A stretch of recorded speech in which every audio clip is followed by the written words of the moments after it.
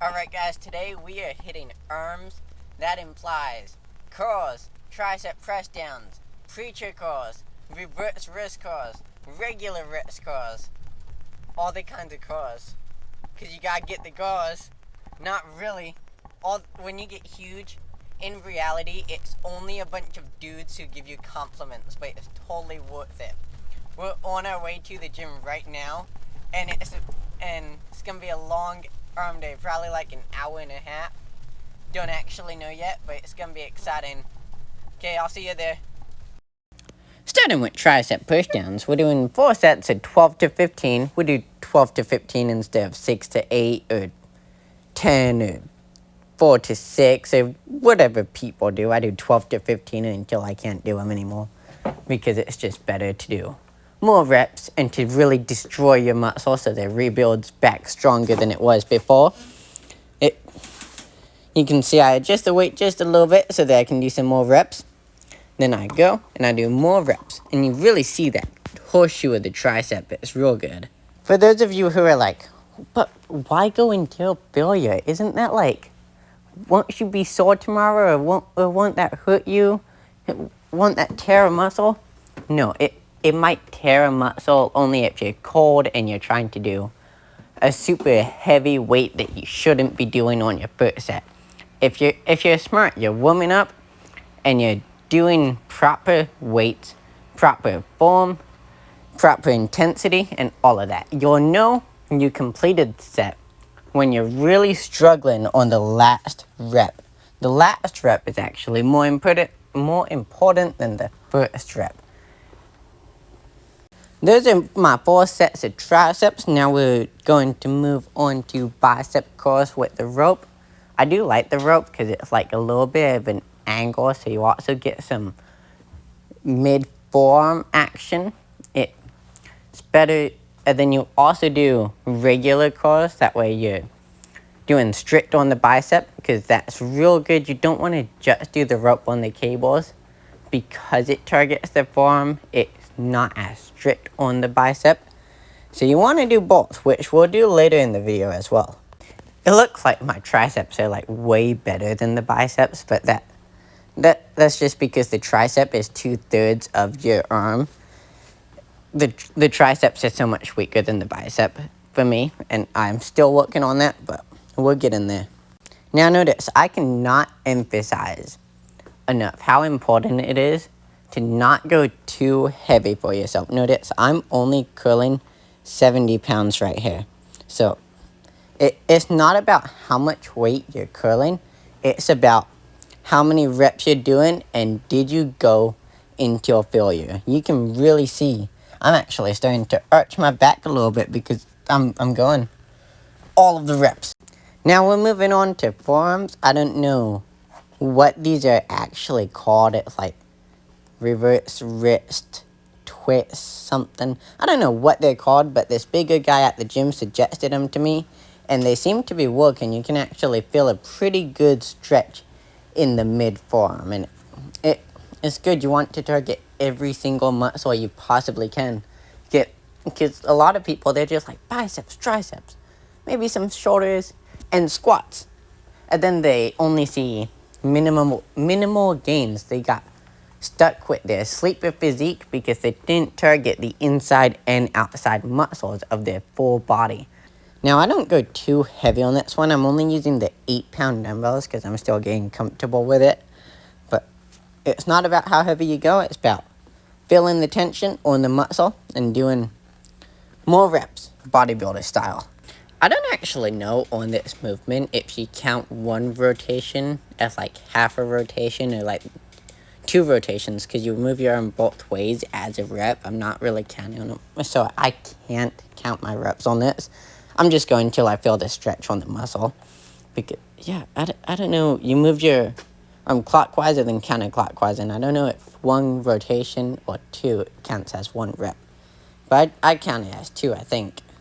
Anyways, that's enough about deciding how many reps you can do with the twisty forearm things. Yeah. We're moving on to reverse wrist curls. So these are much more better. I know what they're called. I know how to count the reps. They're way better. And they burn your forearms. Like, These are great, one of the best movements I've done. Now what I decided to do to give the back and bottom, top and bottom of the forearm a little bit more rest, instead of just wasting time in between sets, is I started to superset the wrist curls and reverse wrist curls, which is extremely good. It gets your forearms tired. You should definitely try it. I highly recommend it. And then you're not wasting time in between sets. You just go from bottom and top of the forearm straight. Nothing beats it. Actually, some things do, but this is great. I don't know why the lighting changed all of a sudden. Now we got some extra more light above us, but oh well, it's whatever. We got 1.5 or one more set. One set of each, I believe. One set of reverse and then one set of regular wrist curls. And then we move on to the preacher. I think of this kind of like shrugs, where you look weird doing it, but you have to do it because it's just such an essential workout that most people don't do. They lack it, and they just have tiny forearms, and they don't know why. They'll ask like, hey man, what can I do to make my forearms a little bit bigger? Oh, you do wrist curls. I already do. No, you don't. Not like this. Do reverse. Do regular. Do reverse. Do regular. Until you cannot. Like right now I'm using the 20-pound easy bar. Or the straight bar. I forget. Is the easy bar the curvy one? I don't know. I'm using the 20-pound straight bar. Right? And it still hurts. So like, if this is great workout that I don't do enough. And I'm doing it today. So it's great. Another reason to do the regular wrist curls is for vascularity. When you're doing forearm workouts, like you've seen the springs on the Instagram and the TikToks, it's like, do these weighted springs to get veiny forearms, right? This also helps with that. And now we're moving over to preacher curls with the bar. I don't usually work out at this gym, and these rubber plates just like slid off on me. I don't usually use the clips because I'm used to metal plates, and they don't slide off as much. But I'm going to put the clips on now because I've learned my lesson. And I actually looked it up. I think they weigh 0.2 pounds each. So now I'm doing like an extra 0.4 pounds, which isn't much, right? First you take every weight into consideration, just so you can say it, right? It's like when did I use the clips on my deadlift? I think I deadlifted 315.4. So that's even better than just 315. You say the 0.4 because it sounds cooler. Now, some people have told me you're gonna tear your bicep by doing the preacher curl because it's too strict.